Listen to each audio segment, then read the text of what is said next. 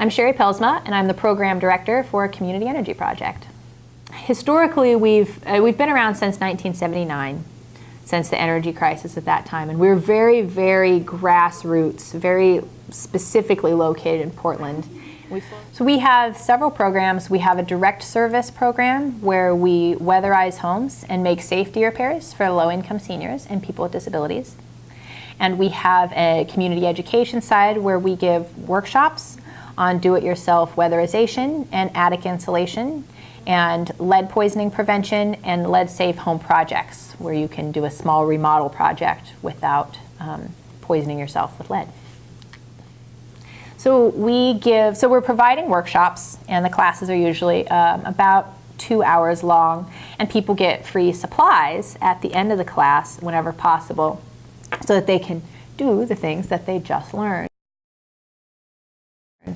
And about 40–50% of our workshops are translated into multiple languages, which provides interesting opportunity and interesting challenges as well. But the way that we deal with that is by having a lot of images and a lot of hands-on props so people can see materials being installed. People can learn that way even if they don't speak the language and can't read English. Yeah, so we serve a lot of extremely low-income people in Portland and a lot of people of color and a lot of immigrant groups. And historically, we've had no problem serving our contract and beyond. There's always a lot of need and a lot less supply. But since Trump had made it through the primaries, what we found is a lot of fear and issues with immigrant populations. That's very justified. A lot of people not wanting to engage with services or even leave their homes and or even send their children to school. And people, we've heard reports about people being taken, essentially snatched off the street and such.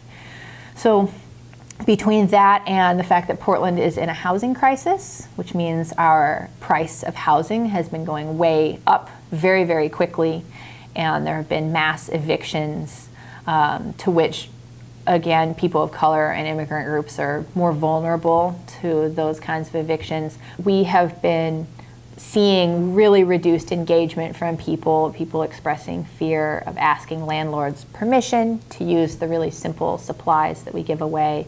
They just want to be invisible, just pay their rent check, and their landlord doesn't think about them because perhaps they'll think, I could be making more money with a different tenant if I just evict this person. And the laws here, you can evict people for no reason whatsoever. So those are some of the challenges we've been facing, as well as funding is always a challenge for nonprofits. And some of our funding trickles down. It may come from the city, but that's passed down from the state, and that's passed down from the feds. So what happens at the White House affects our funding potentially as well. But we would actually like to expand to be statewide. And one of the places that we've found a new voice for ourselves is as low-income advocates to new groups that are not used to working with low-income or people of color or immigrant populations, or how to work with their agencies, and acting almost as our own interpreter between environmental groups and social service agencies. So to bridge a gap that's there. So we're really hoping to be involved in some of the new solar initiatives that are coming out to bring renewable energy to new populations, which is something that groups have been left out of.